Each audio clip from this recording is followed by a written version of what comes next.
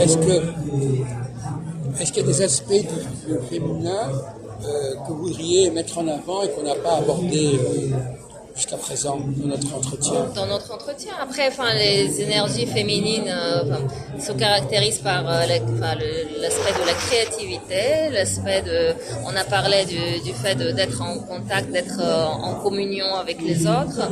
C'est aussi prendre soin de la création.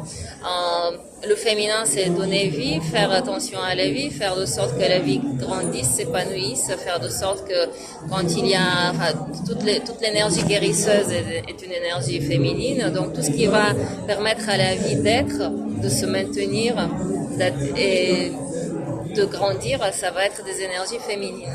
Quoique quand même, le déclencheur est masculin. Le déclencheur est masculin. C'est masculin. Le déclencheur est masculin, mais si vous voulez, la mise en matière, la concrétisation va être féminine. Oui. Mais le déclencheur, bien sûr, l'impulsion première, elle est masculine. Et ensuite, il y a aussi les énergies féminines vont être aussi liées avec l'intuition. Donc, le troisième œil, je ne dis pas que les hommes n'ont pas d'intuition, mais c'est une énergie qui est féminine à la base. Alors, je voudrais vous poser la question, est-ce que, si on prend le problème de l'être et de l'avoir, parce que nous, on travaille beaucoup sur le binaire, est-ce que la femme est plutôt dans l'être ou dans l'avoir? Ça dépendra de la femme. Ça dépendra de la femme. Ça dépend de ce qu'on entend par l'avoir. Mais par exemple... et les deux. Ou le faire.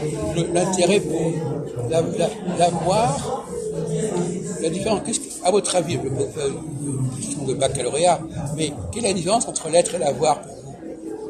Ce sont deux états d'être, deux choses qui sont quand même assez différentes. L'être, c'est une présence, c'est un ressenti de soi, c'est tout ça. L'avoir est beaucoup plus lié à la matière, à la possession, mais pas que de la matière. On peut avoir des connaissances. En tout cas, c'est le fait de rassembler, d'avoir, de garder pour soi. C'est plus une énergie de ce genre-là. Et l'avoir, l'avantage de l'avoir, si on peut dire, c'est que ça peut se transmettre. Par exemple, si vous avez un objet, oui, c'est vrai. Vous pouvez le donner à quelqu'un d'autre. C'est vrai. Alors que l'être, ça ne se transmet pas de la même manière. On peut se transmettre un état d'être par mimétisme. Oui. J'ai un maître spirituel par exemple, il va avoir ou un mentor ou un guide ou une rockstar que j'admire, donc il va avoir un état d'être et puis moi je vais l'admirer et par mimétisme je vais développer le même.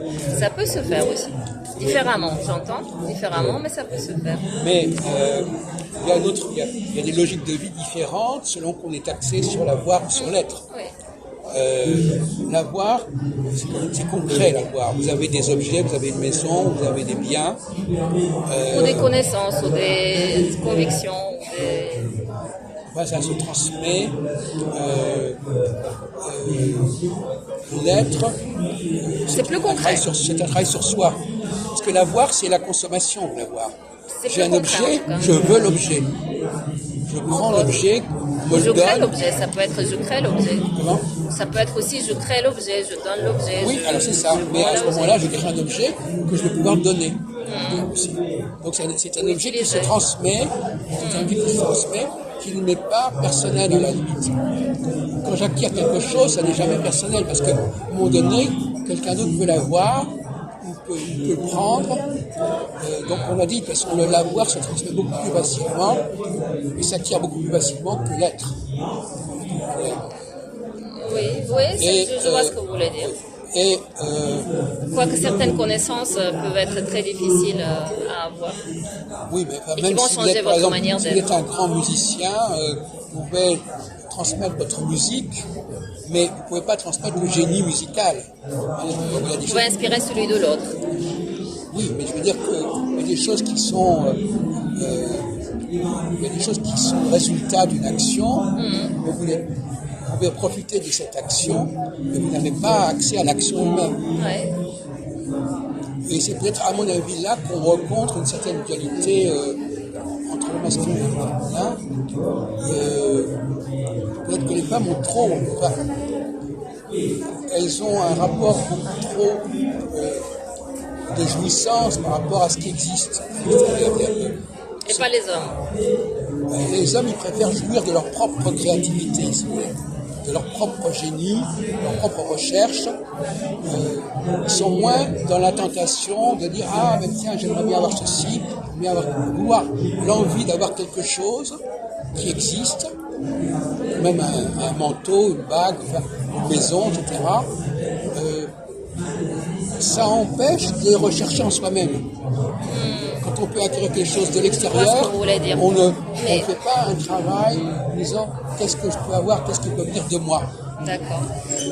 À mon sens, la volonté d'avoir, elle est très présente dans notre culture, dans notre société, que ce soit pour les hommes ou pour les femmes. Après, c'est une question de personnalité, de se dire il y a des femmes pour qui ce qui est le plus important, c'est de se développer, de se déployer soi-même. Il y a des femmes pour qui ce qui est de plus important, c'est d'acquérir des connaissances, pas des connaissances, mais plutôt des objets.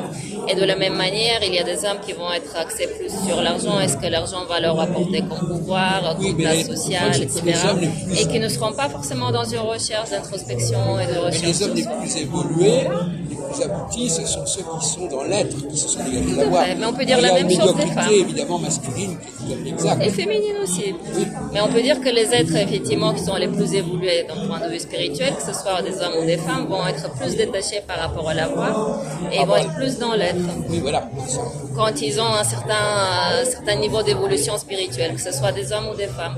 Mais après, effectivement, dans 80% des cas, l'être humain n'est pas encore arrivé à ce stade et donc il sera plus dans une recherche de bien-être physique qui peut s'exprimer différemment et d'une certaine puissance, un certain pouvoir. Quand vous faites un cadeau à quelqu'un, par exemple, il y a plusieurs types de cadeaux.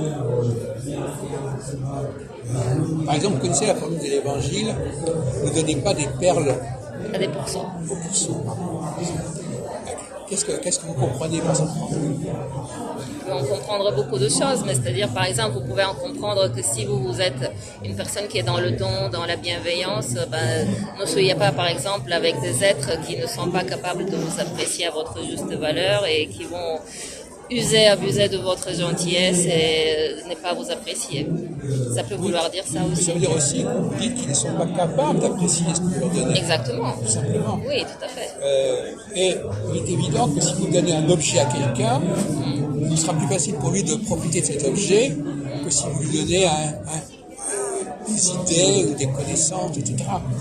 Parce que les connaissances, elles vont dépendre de ce que la personne est capable d'en faire. Donc, d'une certaine manière, les cadeaux qui sont des cadeaux matériels sont plus faciles à exploiter que les cadeaux spirituels. Oui, mais ça c'est d'une manière générale, on peut dire la même chose. C'est une globalité, c'est une généralité effectivement qui s'applique à beaucoup de situations. Oui, tout à fait. Pour moi, c'est pas propre à l'homme ou à la femme. C'est plus une question de conscience du niveau d'éveil. Néanmoins,